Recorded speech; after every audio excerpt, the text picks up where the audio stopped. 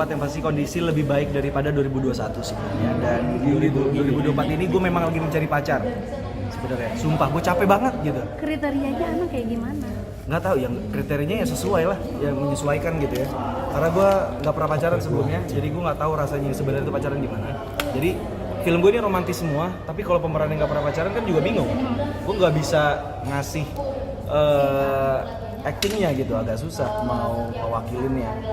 Paling gue sekarang cuman itu aja sih, karena gue udah didesek kapan nikah soalnya, walaupun umur 28 gitu. Bukan, ya tetap aja pasti pada nanyanya lu kan nikah, pasti gitu. Gue 28, lu nggak nikah, pacaran nih kagak? Enggak, gue bilang. Kalau gue sih sebenarnya gue nggak apa-apa juga mau nikah sampai umur 30 gitu ya, 40 itu sih it's okay. Cuman kadang banyak banget ancaman-ancaman gitu loh. Kayak banyak ancaman-ancaman, ntar lu punya anak nanti udah tua lo, lunya udah ini lo, nggak bisa main sama anak gini. Aduh gimana ya, gue sih lebih mikirnya, gue lebih peduli kepada kehidupan gue sih daripada harus jenjang umur mah. Ya terlalu ribet sih, kalau gue pasti kalau nyari pacar ribet lah, apalagi buat nikah ya. Gak mungkin yang ngasal-ngasal gitu, walaupun gue tuh endingnya kita nggak ada yang tahu, tapi yang namanya udah memfilter gitu. Ya nggak apa-apa juga, kita nyari kriteria sendiri, agak susah sih daripada nyari sekedar pacar gitu ya. Utamanya apa? Nerima lu apa adanya atau Enggak juga lah, kita lihat latar belakang, dia ini siapa, terus dia ini sebelumnya orangnya gimana. Enggak sih, siapa aja boleh. Wartawan? Enggak, maksudnya enggak laki juga ya maksudnya siapa aja. Wartawan siapa tahu kalau latar belakangnya sama gitu ya.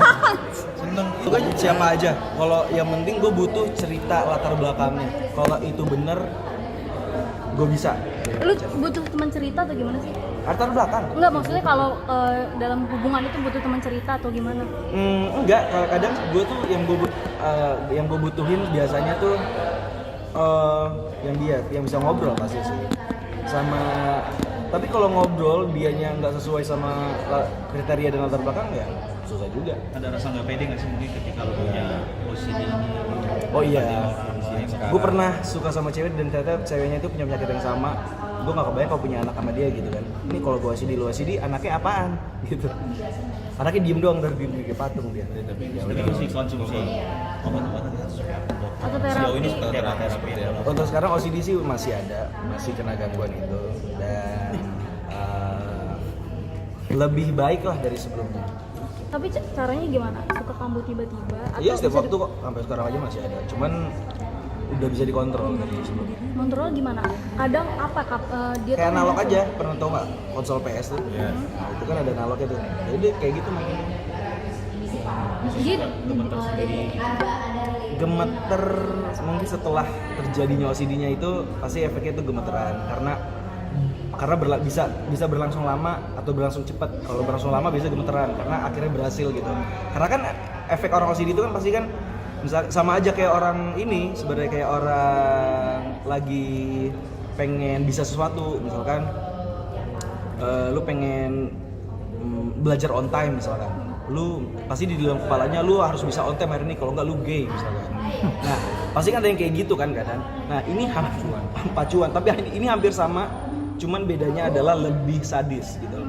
Lebih sadis adalah misalnya kalau gue ngomongin pagi atau kalau gue nggak bisa sesuatu, pasti nanti ada yang mati di sekitar lu. Tapi mengganggu nggak sih pada saat lo kerja seperti ini kan?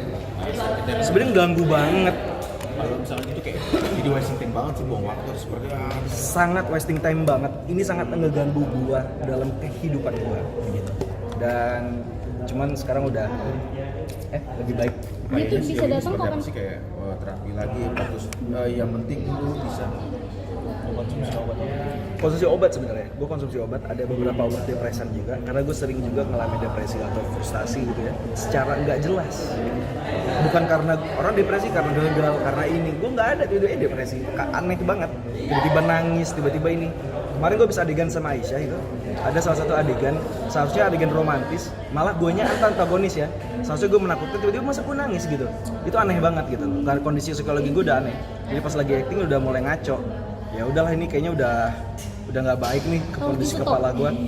Akhirnya itu stop dulu semuanya. Si Aisyah ikutan nangis, kan gue Tapi harus didampingin psikolog gak sih kalau misalnya lagi syuting gitu biar bisa Siapa yang ngontrol mendampingi atau di gimana lokasi gitu? atau setiap hari? Gue sebenarnya nggak ada, gue nggak punya asisten karena dari dulu gue sendiri. Gue butuh gue sebenarnya butuh ada satu orang, gue cuma tinggal ke dia doang. Sekarang gue tapi belum ke orang itu, dan semoga bisa cepet dipertemukan sih. Itu apa? Perempuan Dokter. Dia perempuan, dokter tapi lebih dari dokter dia. Itu buat Jadi harus nyari tempat ternyaman gitu ya kali. Iya, dan orang yang ahli di bidang ini. Goalsnya pengen apa sih sebetulnya? Pengen sembuh, pengen keluar dari Pasti itu sih? pengen sembuh, karena ketika udah sembuh kita bisa ngelakuin apa lagi? Semua hal bisa kita lakukan pasti, yang baik, yang positif. Kak Punten, karena sakit ini banyak gak sih orang yang menjauhi lu gitu? Atau ada efek-efek lain gitu? Bukan ngejauhin kali ya, ngedeketin tapi lebih ke intimidate gitu loh. Itu banyak ya. Contoh? Ngatain gitu-gitu. Dulu nggak ada yang berani ngatain gue gitu loh. Sekarang lebih banyak kayak gitu-gitu sih. Kita solo bukan ya? Ya udah. Jadi lebih banyak aja sekarang yang berani intimidate gitu, berani ngomong kasar gitu ke gue. Dulu ya, sekarang ya kemarin ya, 2 tahun yang lalu. Tapi semenjak beranjaknya gue sembuh, mereka kayak takut lagi gitu ya. Bangkit gitu ya? Iya ya, kayak bangkit. Mereka kayak takut lagi. Akhirnya mereka ke belakang lagi dan nggak berani ngapa-ngapain lagi. Sorry.